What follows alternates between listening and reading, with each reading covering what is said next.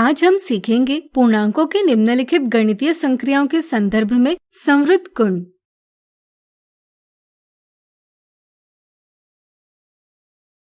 एक दिन गणित के अध्यापक ने बच्चों से कहा, अगर कोई उन्हें ऐसे दो पूर्णांक यानी इंटीजर्स बताएगा जिनका योग एक पूर्णांक नहीं होगा तो उसे एक चॉकलेट मिलेगी। अध्यापक के कहने की देर थी कि सभी बच्चे पूर्ण उत्साह से उन दो पूर्णांकों को खोजने में लग गए। किसी ने दो धनात्मक पूर्णांकों यानी पॉजिटिव इंटीजर्स का योग किया, किसी ने दो ऋणात्मक पूर्णांकों यानी नेगेटिव इंटीजर्स का योग किया, तो किसी ने एक धनात्मक पूर्णांक और एक ऋणात्मक पूर्णांक का योग किया। लेकिन किसी को भी ऐसे पूर्णांक न मिले जिनका योग एक पूर्णांक न हो। उन्हें प्रत्येक स्थिति में योग एक पूर्णांक ही प्राप्त हुआ। बच्चों की उलझन देखकर मुस्कुराते हुए अध्यापक ने कहा, किन्हीं भी दो पूर्णांकों का योग एक पूर्णांक ही होता है, इसलिए आप ऐसे दो पूर्णांकों को खोज ही नहीं पाएंगे जिनका योग एक पूर्णांक नहीं होगा। सुनकर बच्चे नाराज हो गए। उन्हें चॉकलेट तो न मिली, मगर वे एक सीख जरूर सीख गए। वह ये कि किन्हीं भी दो पूर्णांकों का योग एक पूर्णांक ही होता है। इसे समझने के लिए मान लीजिए यह एक बैग है जिसमें हमने पूर्णांक रखे हैं। हम इस बैग से दो पूर्णांक लेकर इन पर कोई संक्रिया करते हैं। अगर प्राप्त होने वाला परिणाम इस बैग के अंदर की संख्या हो तो हम कहते हैं कि पूर्णांक उस संक्रिया के अंतर्गत संवृत है। चूंकि पूर्णांकों का योग करने पर पूर्णांकों के समूह की ही संख्या प्राप्त होती है, इसलिए हम कहते हैं पूर्णांक योग के अंतर्गत संवृत यानी क्लोज्ड है। क्या पूर्णांक व्यवकलन के अंतर्गत भी संवृत है? सोचिए। आइए इसे पता करें। यहाँ कुछ लाल और कुछ नीली गेंदें हैं। मान लीजिए एक लाल गेंद का मान (1) और एक नीली गेंद का मान (1) है। अगर हम 7 लाल गेंदें लेते हैं तो इनका मान क्या होगा? चूंकि हमने एक लाल गेंद का मान (1) लिया है, इसलिए 7 लाल गेंदों का मान होगा (7). इनमें से अगर हम 3 लाल गेंदें निकाल लेते हैं तो इसका मतलब होगा हम (3) को (7) से घटा रहे हैं। घटाने के बाद अब यहाँ 4 लाल गेंदें बची है जिनका मान है (4), यानी कि (7) ऋण (3) बराबर (4) होगा। यहाँ दो पूर्णांकों के व्यवकलन का परिणाम एक पूर्णांक ही है। इसी प्रकार अगर हम 5 नीली गेंदें लेते हैं और उनमें से 2 नीली गेंदों को निकाल लेते हैं तो शेष 3 नीली गेंदें रहती है, यानी कि (5) ऋण 2 बराबर (3). यहाँ भी हमें दो पूर्णांकों के व्यवकलन का परिणाम एक पूर्णांक ही प्राप्त हुआ है। व्यापक रूप में किन्हीं भी दो पूर्णांकों का व्यवकलन भी एक पूर्णांक ही होता है, यानी कि परिणाम भी पूर्णांकों के समूह की ही संख्या है, इसलिए पूर्णांक व्यवकलन के अंतर्गत संवृत है। अब तक हमने जाना कि पूर्णांक योग और व्यवकलन के अंतर्गत संवृत है। अब चलिए पता करते हैं पूर्णांक गुणन के अंतर्गत भी संवृत है या नहीं। इसके लिए हम पूर्णांकों के कुछ युग्म यानी पेयर्स लेंगे और इनका गुणा करेंगे। जैसा कि आप देख सकते हैं कि इन सभी युग्मों का गुणनफल एक पूर्णांक ही है। व्यापक रूप में किन्हीं भी दो पूर्णांकों के गुणन से प्राप्त गुणनफल भी एक पूर्णांक ही होता है, इसलिए पूर्णांक गुणन के अंतर्गत भी संवृत है। अब चलिए जानते हैं क्या पूर्णांक विभाजन के अंतर्गत भी संवृत है। मान लीजिए एक पनडुब्बी 6 मिनट में समुद्र तल से 100 मीटर नीचे की ओर जाती है। अगर हम नीचे की दिशा में नापा गया अंतर ऋण चिन्ह से व्यक्त करते हैं तो 6 मिनट बाद पनडुब्बी का स्थान निरूपित किया जाएगा (100) से। अब अगर हमें पता करना होगा कि पनडुब्बी किस दर से नीचे की ओर जाती है तो इसके लिए हमें (100) को 6 से विभाजित करना होगा। इसका परिणाम होगा (100/6) या इसे ही हम (16 और 2/3) भी लिख सकते हैं। यह संख्या एक पूर्णांक नहीं है। व्यापक रूप में किन्हीं भी दो पूर्णांकों के विभाजन से प्राप्त भागफल प्रत्येक स्थिति में एक पूर्णांक नहीं होता, इसलिए पूर्णांक विभाजन के अंतर्गत संवृत नहीं है। इस तरह से अब आप जान गए होंगे कि पूर्णांक योग, व्यवकलन और गुणन के अंतर्गत संवृत है, लेकिन विभाजन के अंतर्गत संवृत नहीं है। तो आज हमने सीखा पूर्णांकों के निम्नलिखित गणितीय संक्रियाओं के संदर्भ में संवृत गुण। अगले वीडियो में कुछ उदाहरणों से इन्हें और अच्छे से जानेंगे। आज हम देखेंगे पूर्णांकों के संवृत गुण के उदाहरण।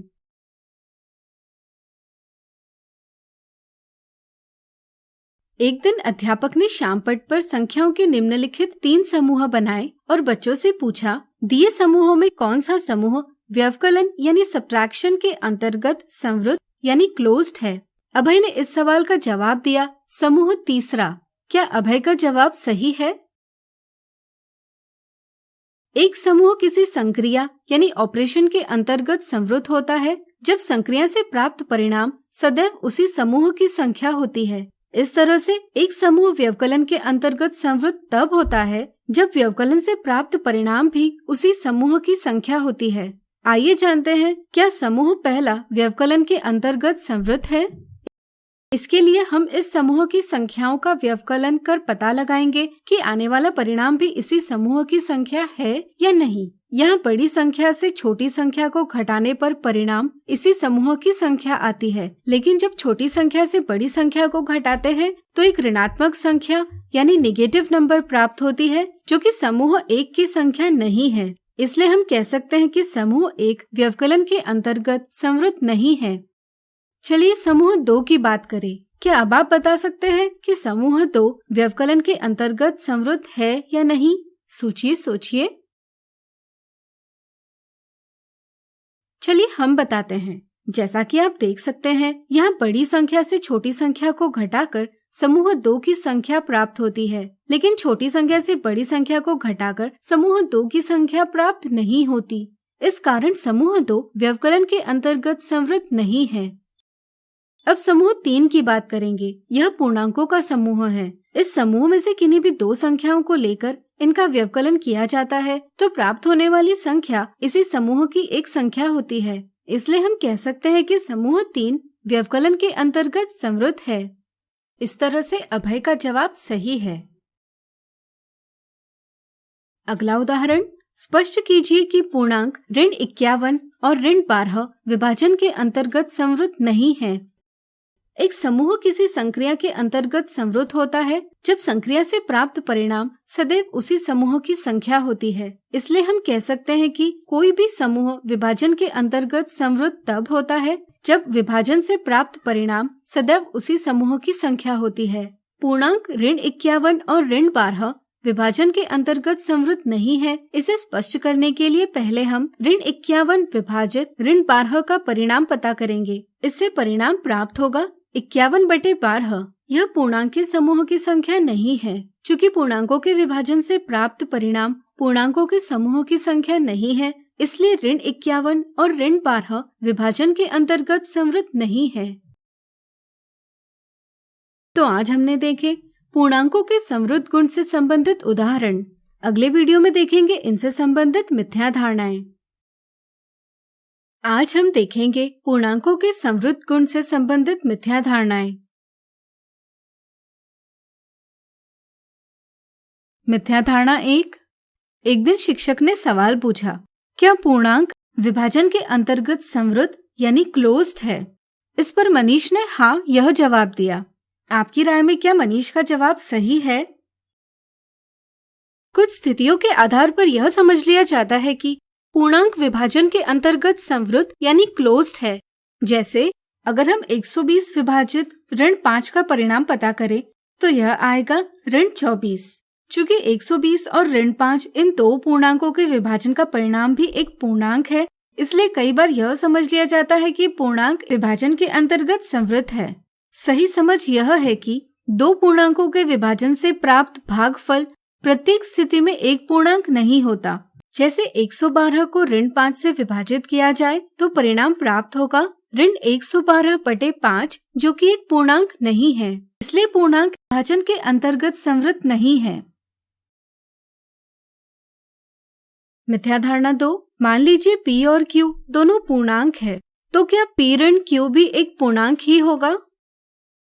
कई बार यह मिथ्या धारणा होती है कि पूर्णांकों का व्यवकलन संवृत नहीं है, इसलिए P ऋण Q एक पूर्णांक नहीं हो सकता, यह मान लिया जाता है। इस समझ से ऑप्शन दूसरा यह गलत जवाब दिया जाता है। यहाँ सही जवाब है ऑप्शन 1, क्योंकि किन्हीं भी 2 पूर्णांकों का व्यवकलन करने से प्राप्त परिणाम एक पूर्णांक ही होता है। जैसे मान ले P का मान 47 है और Q का मान 35, तो P ऋण Q का मान होगा 12। यह एक पूर्णांक है। इसी प्रकार अगर P का मान 67 होता और Q का मान 89 होता तो P ऋण Q का मान ऋण 12 होता। यह भी एक पूर्णांक है, इसलिए जब P और Q पूर्णांक होंगे तो P ऋण Q भी एक पूर्णांक ही होगा। इसी तरह कुछ बच्चों को यह तो पता होता है कि प्राकृत संख्याओं यानी नेचुरल नंबर्स और पूर्ण संख्याओं यानी होल नंबर्स के लिए व्यवकलन संवृत नहीं है। इसी समझ को वे व्यापक बना देते हैं और सोचते हैं कि पूर्णांकों के लिए भी व्यवकलन संवृत नहीं है। इस समझ से ऑप्शन दूसरा यह गलत जवाब दिया जाता है। इस प्रकार आज हमने देखी पूर्णांकों के संवृत गुण से संबंधित मिथ्या धारणाएं।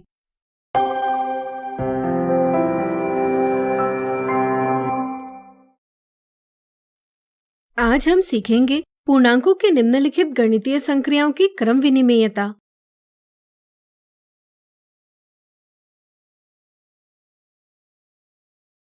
यहाँ देखिए, विपुल कहीं जा रहा है, हम उसका स्थान 0 से दर्शाएंगे। इसी तरह आगे की दिशा को धन चिन्ह से और पीछे की दिशा को ऋण चिन्ह से दर्शाएंगे। अब मान लीजिए विपुल 5 कदम आगे चलता है और फिर 7 कदम पीछे, तो अब उसका स्थान क्या होगा? सोचिए सोचिए। चलिए हम बताते हैं। उसका स्थान पता करने के लिए हमें धन 5 और ऋण 7 का योग करना होगा। इससे परिणाम प्राप्त होगा ऋण 2। जरा सोचिए, अगर वह पहले 7 कदम पीछे जाता और फिर 5 कदम आगे बढ़ता तो भी वह ऋण 2 पर ही पहुंचता, क्योंकि ऋण 7 धन 5 बराबर ऋण 2 ही होते हैं। इन दोनों स्थितियों को देखकर हम कह सकते हैं कि धन 5 धन ऋण 7 बराबर ऋण 7 धन 5 के बराबर है। इस तरह से हम धन 5 और ऋण 7 को किसी भी क्रम में जोड़ सकते हैं, परिणाम बराबर ही प्राप्त होगा। यह सभी पूर्णांकों के योग के लिए भी सत्य है, यानी कि किन्हीं भी दो पूर्णांकों को किसी भी क्रम में जोड़ा जा सकता है। फिर चाहे हम दो धनात्मक पूर्णांकों को जोड़े, दो ऋणात्मक पूर्णांकों को जोड़े या विपरीत चिन्ह वाले दो पूर्णांकों को जोड़े, यानी कि पूर्णांकों का योग क्रम विनिमेय यानी कम्यूटेटिव है। क्या पूर्णांकों का व्यवकलन भी क्रम विनिमेय है? मान लीजिए आप भारत के सुहाने स्थान लेह घूमने गए हो। आप देखते हो कि सुबह के समय लेह का तापमान ऋण 7 डिग्री सेल्सियस था, जो कि बढ़कर 20 डिग्री सेल्सियस पर पहुंच गया है। अब अगर आपको तापमान में हुई बढ़त का पता करना होगा तो आप क्या करोगे? बिल्कुल सही, आप अंतिम तापमान 20 डिग्री सेल्सियस से प्रारंभिक तापमान ऋण 7 डिग्री सेल्सियस का व्यवकलन करेंगे। अगर हम इस व्यवकलन में पूर्णांकों का क्रम बदलते हैं तो क्या हमें परिणाम बराबर ही प्राप्त होगा? सोचिए सोचिए। आपने बिल्कुल सही सोचा, परिणाम बराबर नहीं आएगा। धन 20 ऋण 7 का परिणाम आएगा 27, जबकि ऋण 7 ऋण धन 20 का परिणाम आएगा ऋण 27।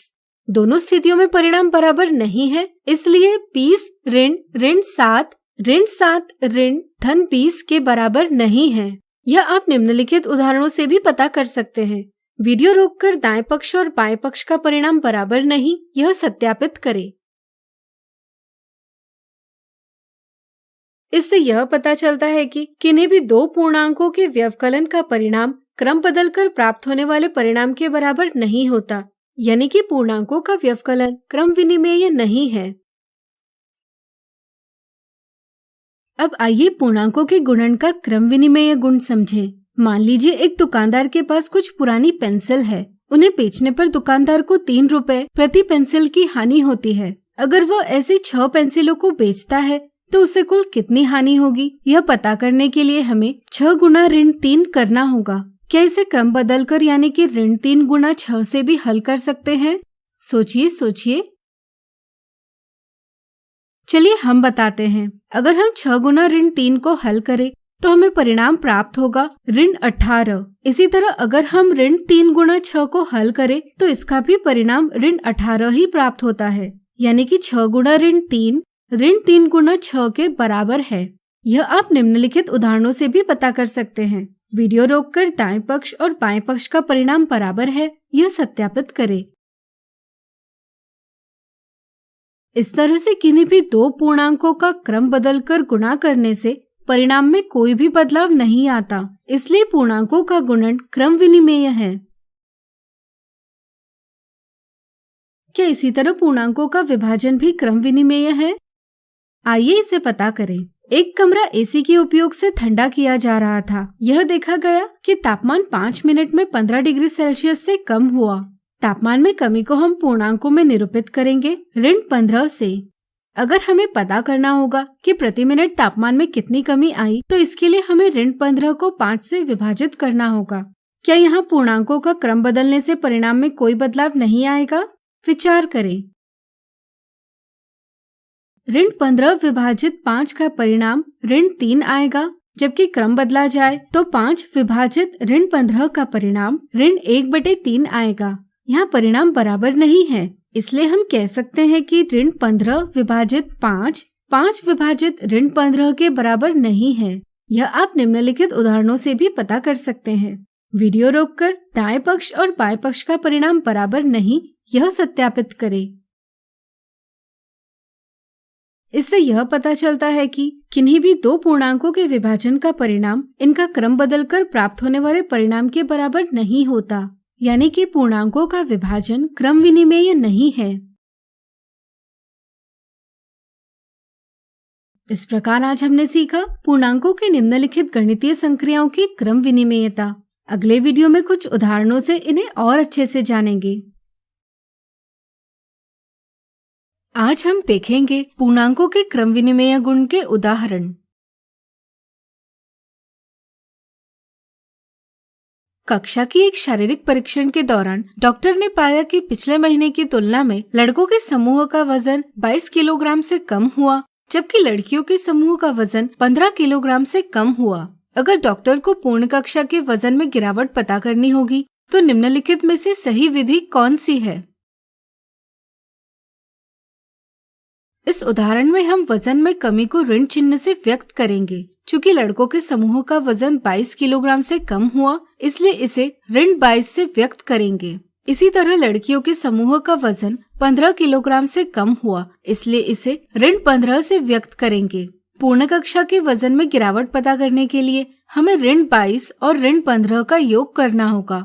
चूंकि पूर्णांकों का योग यानी एडिशन क्रम विनिमेय यानी कम्यूटेटिव है, इसलिए हम ऋण 22 और ऋण 15 को किसी भी क्रम में जोड़ सकते हैं। इस तरह से दोनों विधियां सही है। किसी भी विधि से परिणाम ऋण 37 ही प्राप्त होगा, यानी कि पूर्ण कक्षा के वजन में गिरावट 37 किलोग्राम से हुई। अगला उदाहरण, निम्नलिखित कथन में रिक्त स्थान पर उचित संख्या लिखिए। जैसा कि आप देख सकते हैं, यहाँ 12 और रिक्त स्थान की संख्या के गुणन यानी मल्टीप्लिकेशन का परिणाम और ऋण 24 गुना 12 का परिणाम बराबर है। आप यह भी देख सकते हैं कि दाएं पक्ष और बाएं पक्ष में पूर्णांक 12 उभयनिष्ठ है। चूंकि पूर्णांकों का गुणन क्रम विनिमेय यानी कम्यूटेटिव है, यानी कि पूर्णांक a और b के लिए a गुना b बराबर b गुना a होता है, इसलिए हम कह सकते हैं कि रिक्त स्थान पर पूर्णांक ऋण 24 लिखा जाएगा। इस प्रकार क्रम विनिमेय गुण के उपयोग से बिना गुणनफल प्राप्त किए हमने रिक्त स्थान की संख्या का पता लगा लिया है। क्या अब आप दूसरे, तीसरे और चौथे कथन में रिक्त स्थान की संख्या पता कर पाएंगे? सोचिए। चलिए हम बताते हैं। दूसरे कथन में रिक्त स्थान पर ऋण 27 लिखा जाएगा, क्योंकि पूर्णांकों का योग क्रम विनिमेय है। तीसरे कथन में रिक्त स्थान पर 23 लिखा जाएगा, क्योंकि पूर्णांकों का गुणन क्रम विनिमेय है। इसी प्रकार चौथे कथन में रिक्त स्थान पर 32 लिखा जाएगा, क्योंकि पूर्णांकों का योग क्रम विनिमेय है।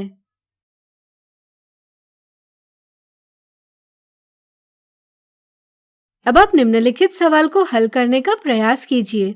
विशाल पूर्व की ओर 500 मीटर चलता है और फिर पश्चिम दिशा में 200 मीटर चलता है। यदि वह पहले 200 मीटर पूर्व की ओर चलता है और फिर 500 मीटर पश्चिम दिशा में चलता है, तो दोनों स्थितियों में क्या वह एक ही स्थान पर पहुंचेगा?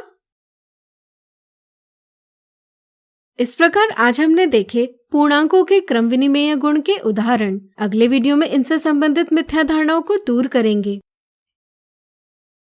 आज हम देखेंगे पूर्णांकों के क्रम विनिमेय गुण के उदाहरण।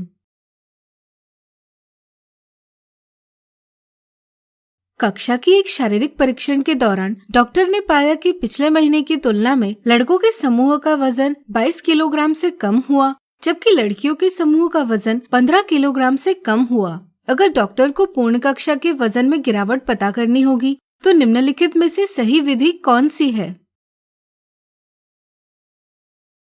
इस उदाहरण में हम वजन में कमी को ऋण चिन्ह से व्यक्त करेंगे। चूंकि लड़कों के समूह का वजन 22 किलोग्राम से कम हुआ, इसलिए इसे ऋण 22 से व्यक्त करेंगे। इसी तरह लड़कियों के समूह का वजन 15 किलोग्राम से कम हुआ, इसलिए इसे ऋण 15 से व्यक्त करेंगे। पूर्ण कक्षा के वजन में गिरावट पता करने के लिए हमें ऋण 22 और ऋण 15 का योग करना होगा।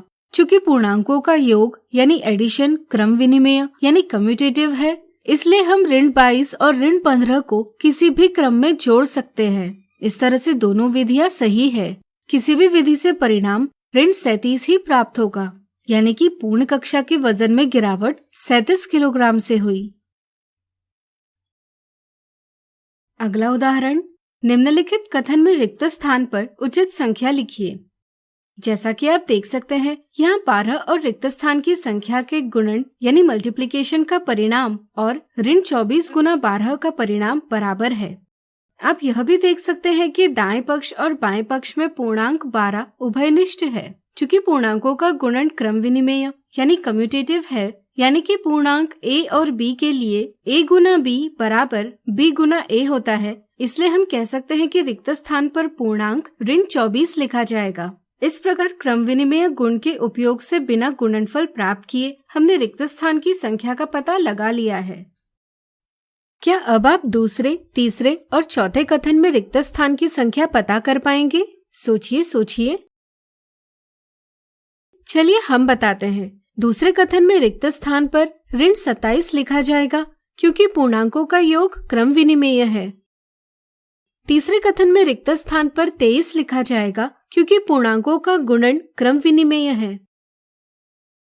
इसी प्रकार चौथे कथन में रिक्त स्थान पर 32 लिखा जाएगा, क्योंकि पूर्णांकों का योग क्रम विनिमेय है।